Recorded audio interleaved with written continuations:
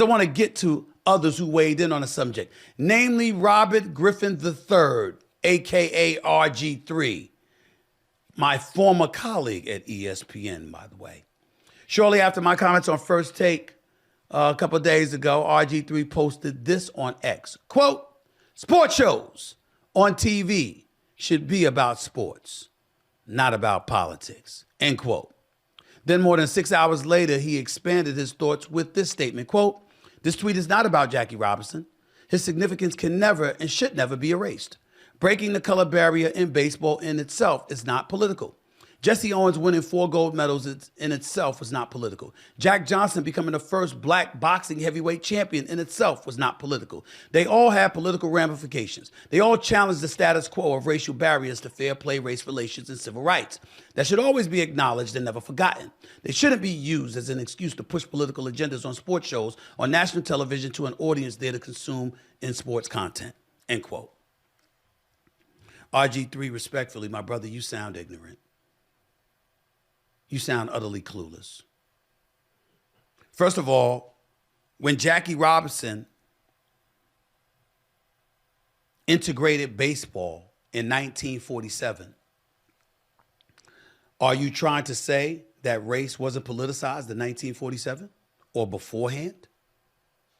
Like Branch Rickey for the Dodgers didn't specifically choose him because he knew he would need his temperament as a former military man who exercised discipline as opposed to reacting violently to the racial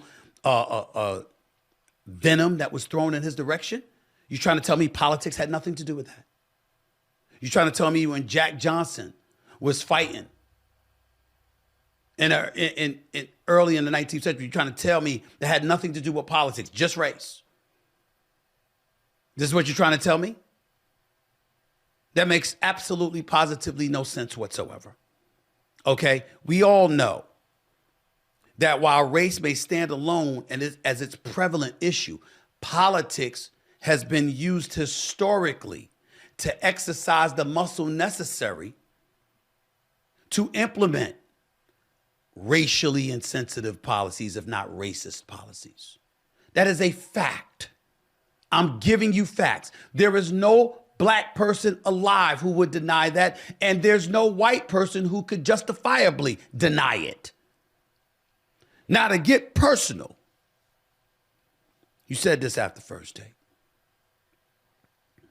RG3, at some point in time, my brother, you're going to have to show your hand and stop tap dancing like the late, great Gregory Hines, God rest his soul. And in Gregory Hines' case, I only mean literally tap dancing.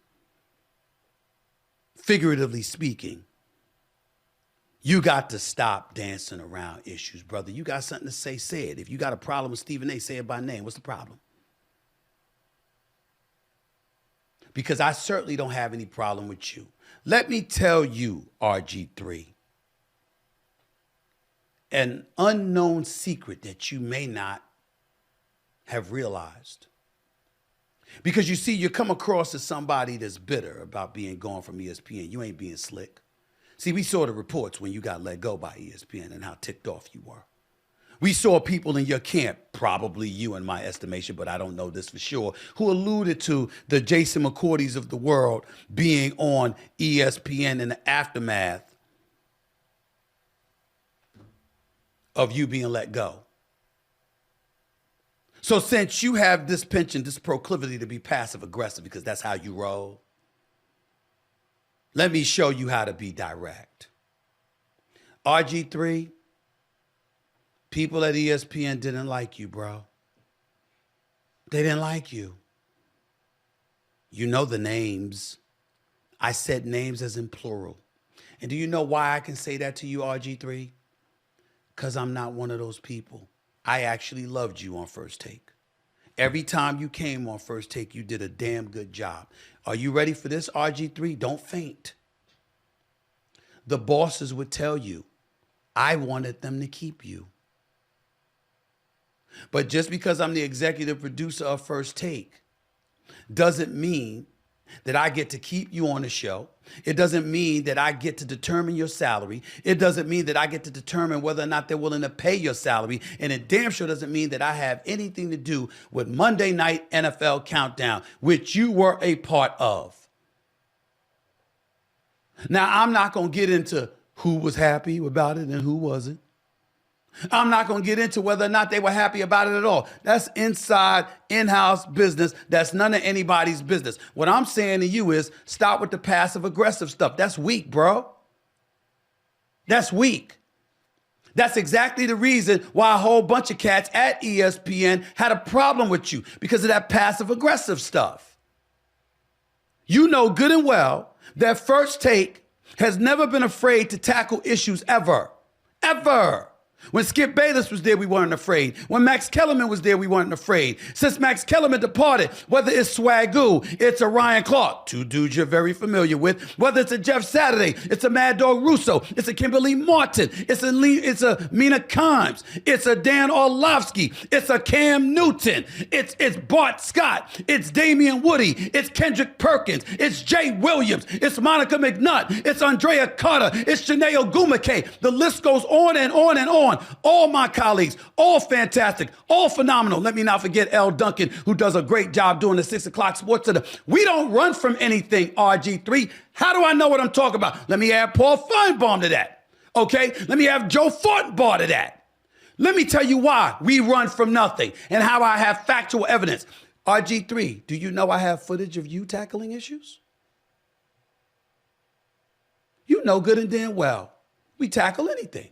It's football, it's basketball, it's politics, it's social issues, it's social commentary. Colin Kaepernick, George Floyd. List goes on and on. Philando Castillo. We've tackled issues on a plethora of occasions. Why are you acting like you don't know? Because your feelings hurt that you're gone? Where were you when I got fired, RG3? You the only one that was let go? I can give you a laundry list of over 300 people that have been let go from ESPN since 2015. You ever heard of downsizing? You ever heard of how life can be sometimes in corporate America because you got stockholders and shareholders and you have projections that need to be met and the changing of the industry and the changing of the time, sometimes this stuff happens? Ladies and gentlemen, I'm bringing this up about RG3 because RG3 is emblematic of something that happens a lot with people who depart from ESPN.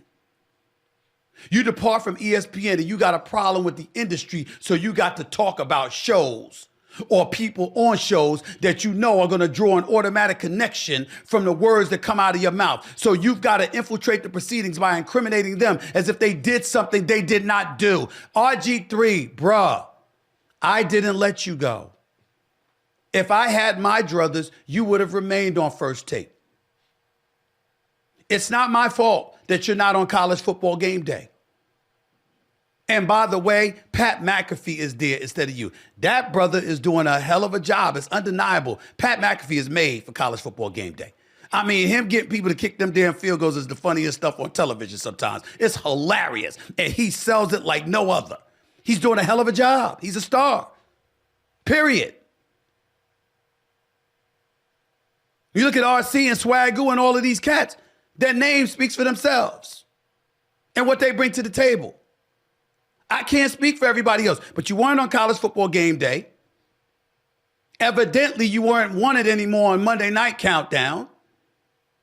I wanted you on First Take. But what happens with a lot of people that leave ESPN is they get caught up in, oh, let me call out somebody that works on ESPN, when your real problem is with management. Guess what? At some point in time in our careers, who doesn't have problems with management? Name a name. Pick a person. There's almost no one, at least almost no one in corporate America that doesn't have a problem with management. At least they admit it, though. Instead of coming across weak with their passive-aggressive tendencies, trying to point the fingers where it don't belong. I'm being nice, bro. I really am. I've never done anything but show respect and love to RG3. I think RG3 is a talent. I think you did a damn good job when you was on First Take. I would have loved to have you on. And these reports about, oh, I picked Jason McCourty over RG3. First of all, I didn't pick anybody. Secondly, do you know I had met Jason McCourty once in my life before he came on First Take? Come on, bro. I understand that you're a bit salty about being gone, but come up with a better excuse to get at us, will you? You can do better. You can do better.